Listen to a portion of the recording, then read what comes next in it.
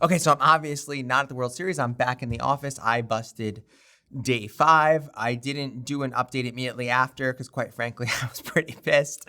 I wasn't. So let me kind of tell you what happened. So day 5, I've got around I started the day with like 1.6 million in chips. Get that up to around 2.1 million. Blinds were very high. I'm not going to go into the actual whole hand. I'm going to do that for a later video, but I did something. I basically bluffed off my stack, and I did something. I jammed on a flop, and I thought my player would fold around 98-ish or 98.5% of the time, and he kind of tanked for a while and called with queens against my ace queen, and and he won, and I got knocked out. And what I did wasn't necessary. I mean, I didn't need to do that. It was kind of on the line of reckless. I took a calculated risk. Basically, if I would have won that hand, I would have been number 2 in chips. I also would have, which I had my own reasons for why I wanted to stay ahead of the field because there was a lot of good players. That's a whole nother thing. But basically, it was interesting in the sense that I had gotten, the only reason I made day 5 of the WSOP main is because I was constantly forcing other players to make decisions like that. So it's one of those things where it's like, if it works, I'm a genius and I'm so smart and I made a thing, but it didn't work. So I ran into queens and I got knocked out. Now, when I got knocked out, it was like complete shock. Like all of a sudden you're playing. I was just interviewed by ESPN for Beyond Tells. There was a bunch of cameras recording my table. And then all of a sudden it's like, that's it. It's over. I'm out. And it was kind of like this weird shock. And I was pretty, I'm not going to lie. Like I'm fine now. I'm happy now. But for like the first 30 minutes, I was upset. I was like, I can't believe I'm out. Like, what the hell? Like, this is, because what's happening is this: when you're playing the main, you're always managing your expectations in any tournament, right? So you start out with like close to 7,000 people, and then by the end of day 1, you're at like 3,500, and you're like, all right, I got to get to top 9 out of 3,500. Not, manage my expectations. That's hard. It's going to take a lot of time. And then day 3 happens, and there's less people. And then day 4 happens, and you're deeper. And then day 5 happens, and then there's like 180 people left, and I'm like, wow, I have like a 5% chance of making the final table, and I'm also top 10% in chips. Like that's good. I have a good shot. And then it's bam, taken away from you. And I never wanted to be the person that was like saddened or kind of have their poker results attached to, they're having their emotions attached to poker, right?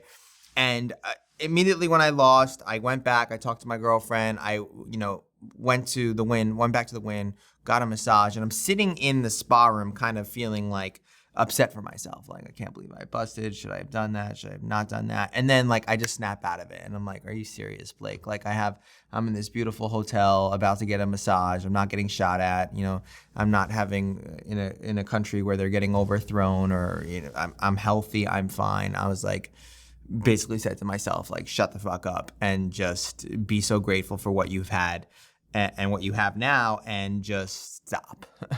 And after that, I was my, back to Blake old self and really excited and just there. And you have to understand, guys, the main event, if you're going to play any tournament, play the main event. Like, it is the coolest thing.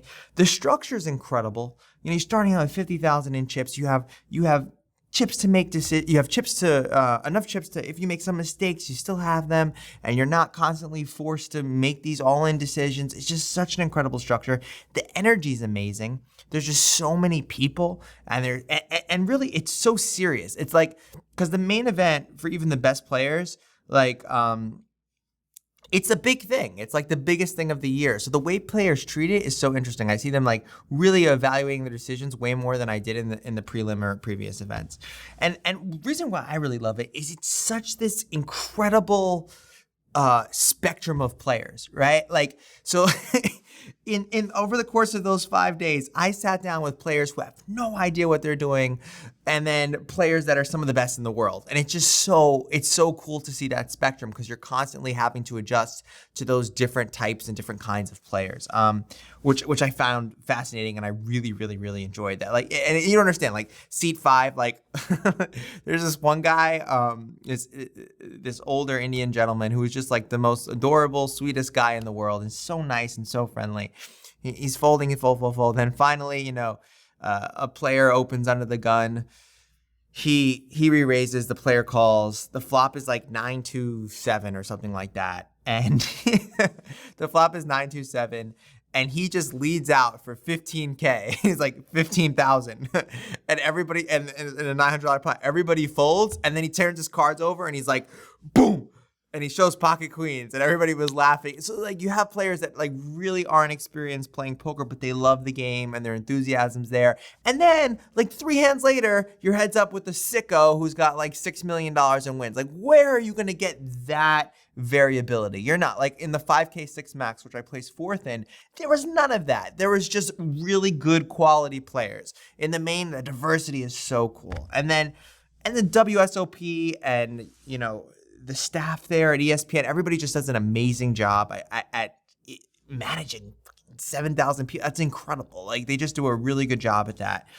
And it was an amazing experience. And it's going to be, I'm going to play a hell of a lot more tournaments, but as my life gets more complicated and busy, I don't know if I'll be able to play the kind of schedule that I plan on playing in the next 2 years. But the main event is something that I'm going to make sure I'm there for every year. Like that's going to be blocked out in my calendar, like make sure that I'm at the main event. So it was a great experience. I ended up coming in 186th for like 43,000. So it was great. And I had a really great World Series. In the next video, I'm going to give you like a WSOP summary, essentially. But yeah, that's about it. I'm back in New York. We're starting up the cash game fix again in 2 weeks. Head over to schoolofcards.com/thefix or the-fix. I created this cool series called Cash Game Case Studies. It's a way of looking at poker players from a very kind of shining the microscope on their game and pointing out their leaks in logic and leaks in psychology. Is really interesting. It's free. We're doing it before the cash game fix. So schoolcards.com/the-fix. Link is below. I'm back. Going to be making YouTubes on all my travel. And finally, just thank you so much for all your support. There's tons of comments, tons of you, emails, and I was checking the YouTube posts, and it was incredible. I really appreciate it. It was nice to have such a following follow me.